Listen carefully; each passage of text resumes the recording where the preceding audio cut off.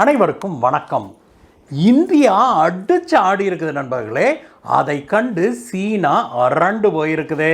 ஒரு மிக முக்கியமான விஷயத்தில் இந்தியா செய்த ஒரு காரியம் சீனாவை ஆடி போக வச்சிருக்குது அப்படிங்கிறதா இன்றைய முக்கியமான செய்தியே.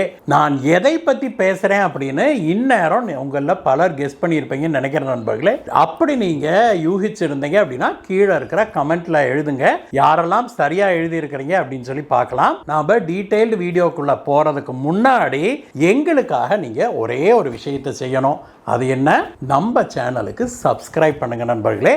கீழே இருக்கிற சப்ஸ்கிரைப் பட்டனை தட்டிட்டு பக்கத்தில் இருக்கிற பெல் ஐக்கனை தட்டி ஆல் அப்படிங்கிற ஆப்ஷனை கிளிக் பண்ணிங்கன்னா நாம் போடுகிற வீடியோக்கள் எல்லாம் தவறாமல் உங்களை வந்து சேரும். வாங்க நண்பர்களே, வீடியோவுக்கு போகலாம்.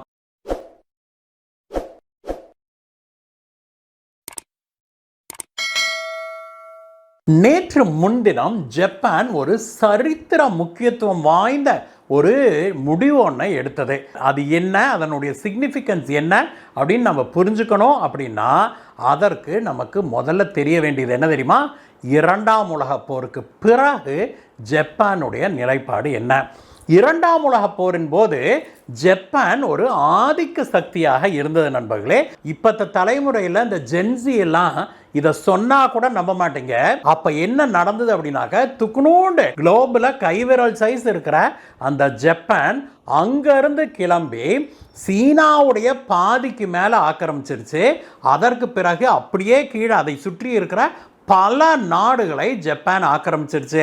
பிலிப்பீன்ஸு, சிங்கப்பூர், மலேசியான்னு சொல்லி பல நாடுகளை ஜப்பான் ஆக்கிரமிச்சு பர்மா வரைக்கும் வந்துருச்சு அப்படின்னா பார்த்துக்கோங்களேன். பர்மானா உங்களுக்கு தெரியுமா? அது வேற எங்க காலகட்டத்து பேரு. இன்றைய பெயர் வந்து அந்த நாட்டுக்கு மியன்மார் அப்படிங்கிறது. மியன்மார் வரைக்கும் ஆக்கிரமிச்சுட்டு இந்தியாவுடைய வடகிழக்கு பகுதிக்குள்ள வருவதற்கு தயாராச்சு ஜப்பான். அங்க பிரிட்டிஷாரோடு போரை தொடங்குச்சு ஜப்பானுடைய இராணுவம். அந்த காலகட்டத்தில் ஜப்பான் இங்க மட்டும் இல்ல, அந்த பக்கம் அமெரிக்கா வரைக்கும் தன்னுடைய படை அனுப்பிச்சு. அமெரிக்காவுடைய பேர்ல் ஹார்பர் தாக்குதலை பற்றி நீங்க கேள்விப்பட்டிருப்பீங்க. இல்லைனாக்க நீங்க அதை படிச்சு பாருங்க நண்பர்களே. ஜப்பான் வந்து அமெரிக்காவுக்கு போய் அமெரிக்காவின் மீது பேர்ல் ஹார்பர் தாக்குதலை நடத்துகிற வரைக்கும் அமெரிக்கா இரண்டாம் உலக போரில் நேரடியாக தலையிடவே இல்லை. அமெரிக்கா தான் சேஃபஸ்ட் பிளேஸ் ஆன் எர்த் அப்படின்னா அன்றைக்கு உலகமே நினைத்தது அப்படின்னா பார்த்துக்கோங்களேன். அப்படிப்பட்ட அமெரிக்காவின் மீது ஜப்பான் தாக்குதலை தொடங்கிருச்சுன்னா உடனே அமெரிக்கா டென்ஷன் ஆச்சு. ஜப்பானை அடிக்கணும்னா ஒரே வழி ஜப்பான் மேலே அணுகுண்டை போடுறது தான் அப்படின்னு முடிவு செய்து அமெரிக்கா தன்னுடைய அணுகுண்டுகளை கொண்டு போய் ஜப்பானில் அன்றைக்கு முன்னணி நகரங்களாக இருந்த ஹிரோஷிமா மற்றும் நாகசாகி ஆகிய 2 நகரங்களின் மீது அணுகுண்டை வீசிச்சு. லட்சக்கணக்கான மக்கள் ஒரே கணத்தில் அப்படி வெந்து பஸ்பமாக போனாங்க. அதுதான் இன்றைக்கு வரைக்கும் உலகத்தில் அணுகுண்டு வீசப்பட்ட நிகழ்வுகள். அதற்கு முன்பும் சரி அதற்கு பிறகும் சரி எங்கேயுமே அணுகுண்டு வீசப்படவில்லை அப்படிங்கிறத பார்க்குறோம். அங்கே ஹிரோஷிமா நாகசாக்கியின் மீது அணுகுண்டுகளை வீசிய பிறகு அங்க லட்சக்கணக்கான மக்கள் ஒரே செகண்ட்ல இப்படி எரிஞ்சு பஸ்பமானாங்க, ஆவியாவே போயிட்டாங்க. அதை பார்த்து தான் ஜப்பான் ஆடி போச்சு. அதற்கு பிறகு ஜப்பான் சரண்டர் ஆயிருச்சு அப்படிங்கிற பார்க்குறோம். அதுதான் இரண்டாம் உலக போரின் முடிவின் ஆரம்பம். அதற்கு பிறகு ஒரு வழியாக இரண்டாம் உலக போர் ஒரு முடிவுக்கு வந்தது. அதனால என்னாச்சு? பர்மாவை மறுபடியும் பர்மானே வருது பாருங்களேன். மியன்மாரை தாண்டி இந்தியாவுக்குள்ள பெரிய அளவில் நுழைய முடியவில்லை ஜப்பானால. அதனால இந்தியாவும் இரண்டாம் உலக போர்ல பாதிக்கப்படவில்லை அப்படிங்கிறத பார்க்கிறோம். இரண்டாம் உலக போர்ல தோல்வி அடைந்த பிறகு அமெரிக்கா வந்து ஜப்பானை முழுமையாக தன்னுடைய ஆதிக்கத்தின் கீழே கொண்டு வருது. பல அக்ரிமெண்ட்டை போடுறாங்க. அதுல மிக முக்கியமான அக்ரிமெண்ட் வந்து ஜப்பான் வந்து இனிமேல் ஆதிக்க சக்தியாக மாறிவிடக் கூடாது அப்படிங்கிறதுக்காக பல விஷயங்களை அமெரிக்கா ஜப்பானுடைய கான்ஸ்டிடியூஷன்லயே திணிக்குது. அதுல மிக முக்கியமானது என்னன்னா, ஜப்பான் வந்து எதிர்காலத்தில் பெரும் பாதிப்பை உருவாக்கக்கூடிய ஆயுதங்களை தயாரிக்க கூடாது அப்படிங்கிறது ஒரு அக்ரிமெண்ட்டு. அப்படி தங்ககிட்ட பெரிய ஆயுதமே இல்லைன்னா அப்புறம் பிற நாடுகள் வந்து ஆக்கிரமிச்சிடாதா? அப்படிங்கிறதுக்காக அமெரிக்கா என்ன சொல்லுது, நாங்கள் உங்கள் நாட்டுக்கு பாதுகாப்பு அளிக்கிறோம் அப்படின்னு சொல்லி அமெரிக்கா ஒரு வாக்குறுதியும் கொடுக்குது. தன்னுடைய பேஸுகளை ஜப்பானிலேயே நிறுவுது அமெரிக்கா. அந்த காலகட்டத்தில் ஜப்பானும் ஒரு மனமாற்றம் கொள்ளுது. ஆட்சி மாற்றம் ஏற்பட்டது. தோல்வி அடைந்த பிறகு மக்களுடைய மனநிலையிலையும் ஒரு மாற்றம் ஏற்படுது. அதனால் ஜப்பானுடைய அரசாங்கமே ஒரு மனமாற்றம் கொள்ளுது. அந்த அரசாங்கம் எடுத்த மிக முக்கியமான முடிவுகளில் ஒரு முடிவு என்ன அப்படின்னாக்க, பெரும் பாதிப்புகளை ஏற்படுத்துகிற ஆயுதங்களை பிற நாடுகளுக்கு நாங்கள் விற்கிறதில்ல அப்படிங்கிறது தான் அந்த முடிவே. கடந்த 80 ஆண்டுகளாக அந்த முடிவிலிருந்து ஜப்பான் விலகவே இல்லை அப்படிங்கிற பார்க்குறோம். ஆனால் 2 தினங்களுக்கு முன்பு ஜப்பான் ஒரு தீர்மானத்தை கொண்டு வருது அவங்களுடைய பாராளுமன்றத்தில். அந்த தீர்மானம் நிறைவேறவும் செய்யுது.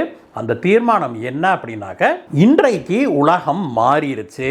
எந்த ஒரு நாடும் தன்னுடைய நாட்டை தற்காத்து கொள்ள இன்றைக்கு கடுமையான ஆயுதங்கள் தேவைப்படுது. ஆயுதங்கள் அப்படி இல்லை அப்படின்னா அந்த நாட்டுடைய பாதுகாப்புக்கு யாரும் கேரண்டி கொடுக்க முடியாத ஒரு சூழ்நிலை ஏற்பட்டுருச்சு. அதனால் தங்களுடைய கொள்கையை தாங்கள் மாற்றிக்கொள்ளுகிறோம். வலிமையான ஆயுதங்களை இனிமேல் நாங்கள் ஏற்றுமதி செய்வோம். எப்படி அப்படின்னா, எல்லா நாடுகளுக்கும் கொடுக்கறதில்ல. எந்தெந்த நாடுகளோடு டிஃபென்ஸ் அக்ரிமெண்ட் இருக்குதோ, ஏற்கனவே ஒரு 16 நாடுகளோடு ஜப்பான் வந்து டிஃபென்ஸ் கோஆப்ரேஷன் அக்ரிமெண்ட் வச்சுருக்குது. அந்த 16 நாடுகளுக்கு தாங்கள் வந்து இந்த மாதிரி அதிநவீன தொழில்நுட்பம் கொண்ட ஆயுதங்களை நாம் வந்து ஏற்றுமதி செய்யலாம் அப்படின்னு சொல்லி ஒரு தீர்மானத்தை எடுத்திருக்கிறாங்க. இது வந்து சரித்திர முக்கியத்துவம் வாய்ந்த தீர்மானமாக கருதப்படுது. ஜப்பான் இப்படி ஒரு தீர்மானத்தை நிறைவேற்றிய உடனேயே அங்கே முறையோன்னு குதிக்க ஆரம்பித்தது சீனா. சீனாவுக்கு எப்போதுமே ஜப்பான் வந்து நம்பர் 1 எதிரிங்கிறத நம்ம மறந்துவிடக்கூடாது. ஏன்னா 2ஆம் உலகப் போரின் போது இன்றைக்கு இருக்கிற சீனாவில் பாதிக்கும் மேலே ஜப்பான் வந்து ஆக்கிரமிச்சு வச்சிருந்தது அப்படிங்கிறது சரித்திரம் நமக்கு சொல்லுகிற விஷயம். அதனால் சீனா வந்து ஜப்பான் என்றைக்குமே தன்னை விட பவர்ஃபுல்லாக மாறிவிடக்கூடாது அப்படிங்கிறதுல குறியாக இருக்குது. சீனா வந்து தான் எப்படிப்பட்ட ஆயுதங்களை வேணால் தயாரிக்கலாம் அப்படின்னு சொல்லி எதையோ தயாரிக்குது. எதையோ பாகிஸ்தான் போன்ற தீவிரவாதிகளை ஊக்குவிக்கிற நாடு தீவிரவாத நாடுகளுக்கே ஏற்றுமதி செய்யுது. ஆனால் ஜப்பான் வந்து அதை செய்யக்கூடாது, அதிநவீன ஆயுதங்களே தயாரிக்க கூடாது ஜப்பான் அப்படின்னு சீனா இன்றைக்கு மீண்டும் சொல்லியிருக்குது. இது ஒரு பக்கம் நடந்துகிட்டு இருக்கிற இந்தியா வந்து இதில் வாலண்டியராக உள்ளுக்குள்ளே போய் ஒரு ஆட்டி இருக்குது சீனாவை. இந்தியா என்ன செய்திருக்குது அப்படின்னா, ஜப்பானுடைய இந்த தீர்மானம் இருக்குது இல்லையா, அதாவது நவீன தொழில்நுட்பம் கொண்ட ஆயுதங்களை நாங்கள் ஏற்றுமதி செய்வோம் அப்படின்னு எடுத்த தீர்மானத்துக்கு இந்தியா வரவேற்பு தெரிவிச்சிருக்குது. இதை பற்றிய அறிக்கையை வெளியிட்ட இந்தியாவுடைய வெளியுறவுத்துறை அமைச்சகத்துடைய பேச்சாளர் நேற்றைய தினம் என்ன சொன்னார் அப்படின்னாக்க, இந்தியாவுக்கும் ஜப்பானுக்கும் டிஃபென்ஸ் கோஆப்ரேஷன் அக்ரிமெண்ட் இருக்குது. நாங்கள் 2 பேரும் பரஸ்பரம் ஒத்துழைப்போடு 2 நாடுகளும் முன்னேறுவதற்கான விஷயங்களை நாங்கள் செய்து கொண்டிருக்கிறோம். அந்த வகையில் ஜப்பான் எடுத்திருக்கிற இந்த முடிவு 2 நாட்டு முன்னேற்றத்துக்கும் மிக முக்கியத்துவம் வாய்ந்ததாக அமைஞ்சிருக்குது அப்படின்னு சொல்லி இந்தியா சொல்லியிருக்குது. வெறும் வாயை போட்டே மெல்லும் சீனா. இப்ப விஷயமும் கிடைச்சா சொல்லணுமா? இந்தியாவுடைய பேச்சாளர் இதை சொன்னாரோ இல்லையோ, அடுத்த சில நிமிடங்கள்லேயே சீனா பயங்கரமா குய்யோன்னு குதிக்க ஆரம்பிச்சிருச்சு. சீனா என்ன சொல்லுது, இந்தியா வந்து சரித்திரத்தை மறந்து விடக்கூடாது. அன்றைக்கு ஜப்பான் வந்து எவ்வளவு பெரிய ஆதிக்க சக்தியாக இருந்தது, ஜப்பான் எவ்வளவு அழிவுகளை செய்தது இந்த உலகத்தில், அதையெல்லாம் இந்தியா மறந்து விட்டு ஜப்பான் கூட கைகோர்க்க கூடாது அப்படின்னு சொல்லி யார் சொல்றா? வேதாளம் மந்திரம் ஓதுற மாதிரி சீனா நமக்கு இதை சொல்லி இருக்குது. அதற்கு இந்தியா இதுவரைக்கும் பதிலளிக்கவில்லை. ஆனால் பதிலளிக்க வேண்டிய அவசியம் கிடையாதுன்னு தான் நாம நினைக்கிறோம். ஏன்னா சீனாவும் சாதாரண லேஸ்பட்ட ஆள்லாம் கிடையாது. 2ஆம் உலக போரின் போது அந்த பக்கம் இருந்து ஜப்பான் சீனாவை பிடிச்சா, பாதி பிடிச்சா, சீனா பிற நாடுகளை பிடிச்சது அப்படிங்கிற பார்க்குறோம். 2ஆம் உலக போர் முடிந்த பிறகு வேறொரு நாட்டை ஆக்கிரமித்த ஒரே நாடு சீனா மட்டும்தான். எதை? திபேத்தை போய் ஆக்கிபை பண்ணுச்சு சீனா.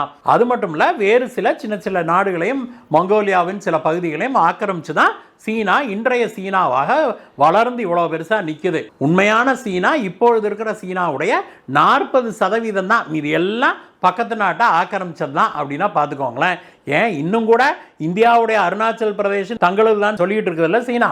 அது மட்டும் இல்ல, இந்தியாவுக்கு சொந்தமான அக்சாய் சின் பகுதியை ஆக்கிரமிச்சுக்கிட்டு இன்னைக்கு வரைக்கும் தன்னடதுன்னு சொந்தம் கொண்டாடிக்கிட்டு அங்கே உட்கார்ந்து இருக்குது இல்லையா சீனா. இப்படிப்பட்ட சீனா இந்தியாவுக்கு அட்வைஸ் பண்ண வேண்டிய அவசியம் இல்லை அப்படிங்கிறதான் உண்மை. அதை இந்தியாவும் தெளிவாகவே எடுத்து சொல்லிருச்சு. ஆனால் இந்தியாவும் ஜப்பானும் கைகோர்க்கிறது சீனாவை கதிகலங்க வச்சிருக்குது அப்படின்னு தான் சொல்லணும். ஏன் தெரியுமா? ஒன்று, India has become a big manufacturing hub. அதே சமயத்தில் ஜப்பான் ஒரு டெக்னாலஜிக்கல் சூப்பர் பவர். அதிநவீன தொழில்நுட்பத்தை உருவாக்குவதில் வல்லவர்கள் ஜப்பானியர்கள். அந்த தொழில்நுட்பத்தை பொருட்களாக மிகப்பெரிய அளவில் மாஸ் ப்ரொடியூஸ் பண்ணுறதுல வல்லவர்கள் இந்தியர்கள். இருவரும் கைகோர்த்தால் என்ன ஆகும் அப்படின்னு நமக்கெல்லாம் தெரியுதோ இல்லையோ, சீனாவுக்கு நல்லா தெரிஞ்சிருக்குது. அதனால தான் சீனா அரண்டு போய் இருக்குதுன்னு சொல்கிறாங்க. ஆனால் சீனாவுடைய மிரட்டலுக்கெல்லாம் பயந்தவங்க நாம் இல்லை அப்படிங்கிறது தான் உண்மை. அது சீனாவுக்கும் தெரியும். பாரத பிரதமராக திரு நரேந்திர மோடி அவர்கள் இருக்கிறது வரைக்கும் சீனாவுடைய எந்த அலட்டலும், சீனா மட்டும் இல்லை வேற எந்த நாடுமே இந்தியாவிடம் வாலாட்ட முடியாது. அவங்களுடைய அலட்டல் எல்லாம் இந்தியாவை அசைக்க முடியாது அப்படிங்கிறதான் உண்மை. இந்த வீடியோவை பற்றிய உங்களுடைய கருத்துக்களை சொல்லுங்கள் நண்பர்களே. மீண்டும் உங்களை வேற வீடியோ சந்திக்கிறேன் கைஸ். By by.